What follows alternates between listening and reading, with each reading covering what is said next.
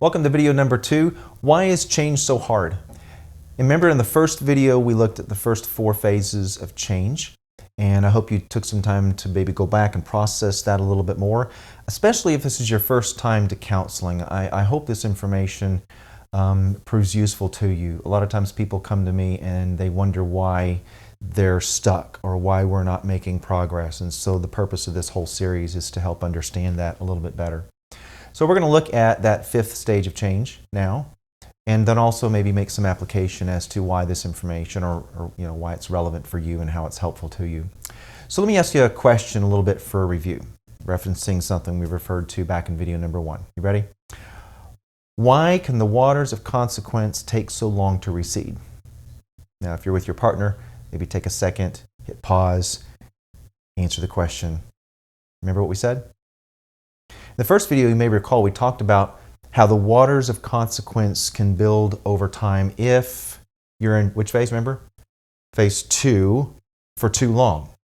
Now, when phase 2, remember that was, it was, I know, but I don't yet care enough. If that lasts for too long, it can be devastating to relationships. This is probably the most important part of this entire series right here. Here's why this is important. It has to do with the relationship between trust and respect. Now, let me explain this metaphor for just a minute. When people are in my office, I often use this metaphor, these 2 personified individuals that are in your house all the time, at least they should be, trust and respect. And they are always taking notes.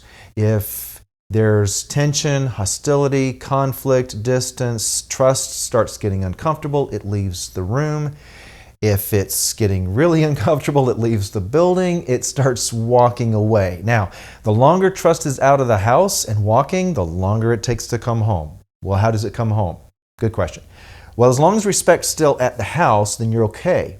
Respect takes notes too, and it says as long as there's a respectful culture here, then I'll hang around. But if it becomes a disrespectful culture, respect also leaves the room and even the building. So how do you get trust home? You have to get respect home first, and respect will be the thing that calls trust and says, man, you need to turn around and come home because things are really good. You do not control trust. You can only control your ability to show respect toward others. So respect basically has to be the new culture for a while before trust comes home. In context, remember if phase 2 lasts too long, what happens?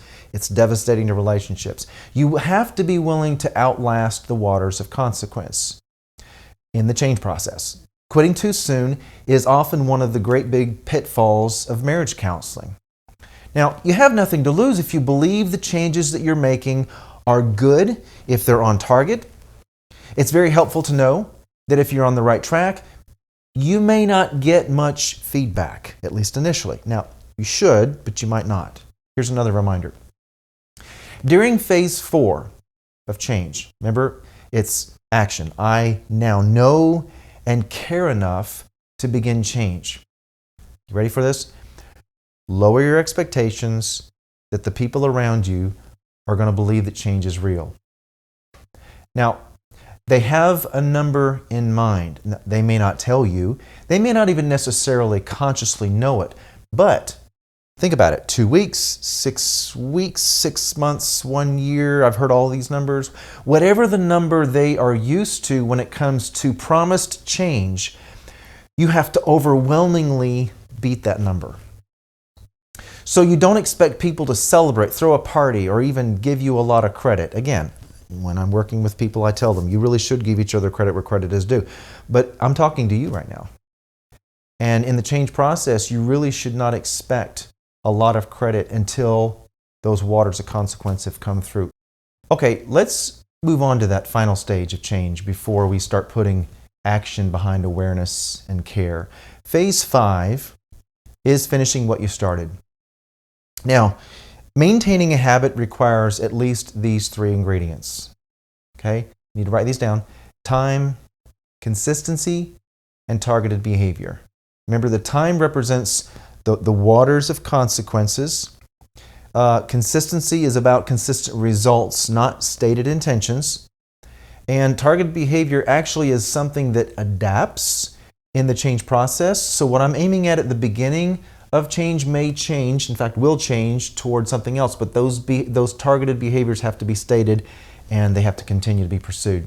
So I want to use an example from a couples counseling scenario to help make this point here. So let's just say a couple goes to counseling for communication problems, all right? They indicate that they barely spend any time together, and when they do, it's strained. They indicate there's a lot of conflict. They don't fight fair. There's labeling, yelling, accusations, bringing up the past. But in counseling, they indicate they want to improve the quality of proactive communication. That's the goal. Improve the quality of proactive communication. Stay with me here, because that's the stated, upfront, long-term goal. Okay? So the therapist realizes this is a lofty goal. There's several phases of change required. And so we outline this treatment plan that is simple, doable, and measurable, which is what all goals should be. All right? Remember the 3 ingredients for long-term care change? It's time, consistency, targeted behavior. So, time and consistency is pretty straightforward. Let's take in mind just about what those targeted behaviors might look like if they were to change. Okay, they need to be reminded of this in session. So, example, there might be coming home earlier instead of working late. That's a change. Making time to talk instead of watching television. Practicing skills learned in counseling at home rather than just leaving it all for session. Committing to weekly counseling sessions rather than counseling, blowing them off, or forgetting all about it. All of these actions have changing targets. In other words, from a target that is not helpful to one that is. I hope this is clear. In other words, before you began the counseling process, you had a target. But those targets have to change into something that produces the results that you're after. There will be changing targets in meeting goals. These are called objectives. Think about how this applies in other areas of your life. Think about how when you're doing these things, your objectives are going to change. Job searching, losing weight, eliminating a bad habit, learning a new skill. What was the goal again? To improve the quality of proactive communication. What's the objectives? The weekly counseling to learn new communication tools. Weekly couch time to practice the new tools. And then let's check progress in 1 month to evaluate the plan. Now, on the way to meeting the overall goal, this couple has to change targets and aim accordingly. I'm going to give some dialogue here from a fake counseling session that I've had 1,000 times, that this is kind of how this can go if you're not aware. So let's say Tom says in counseling, all right, I'm making all these changes and she's still not happy. The therapist says, what do you mean? I want you to listen to all these changing targets. You ready? Tom says, well, let's see. I've stopped working so late. I'm coming home early. I'm going to counseling every week for the last month. I've been having couch time, which has not been a lot of fun. I'm learning all this new stuff. And here we are right kind of where we started. So the therapist reminds him, says, Tom, now listen, let me remind you that a lot of changes have to happen for a while in order for a culture of trust to be built. Your goal will be to accomplish hitting the right targets. And then Tom says, I know, I just feel like we're getting nowhere. Now, I hope that example helps a little bit in terms of understanding. You have to remember what your overall long-term goal is. And as you're aiming at that long-term goal, it's vital that you understand that the process doesn't lie. I mean, there are parameters that have to be acknowledged and honored. And one thing you can't do is speed up the process just because you think it's taking too long. Essentially, maintaining a habit means you have to be willing to make necessary adjustments in order for it to become lifestyle. Now, lifestyle is not as much stated as it is observed. And so in order for change to be credible, it has to be observed for a while. Now, we understand this principle in other areas of our lives. There's certain things you just can't rush. Buying a car, home improvement projects, finding a discounted deal. I knew a guy a few years ago who swore he didn't like change, but he had an accruing watch habit. And every time I saw him, he wore a different nice watch. And I thought it was kind of funny that he didn't like change, but apparently he needed to change his watch out on a regular basis. Point taken.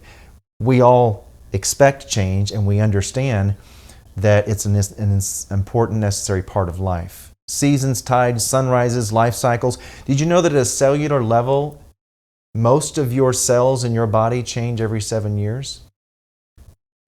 So before you begin the counseling process, you need to honor the change process. Remember what they are?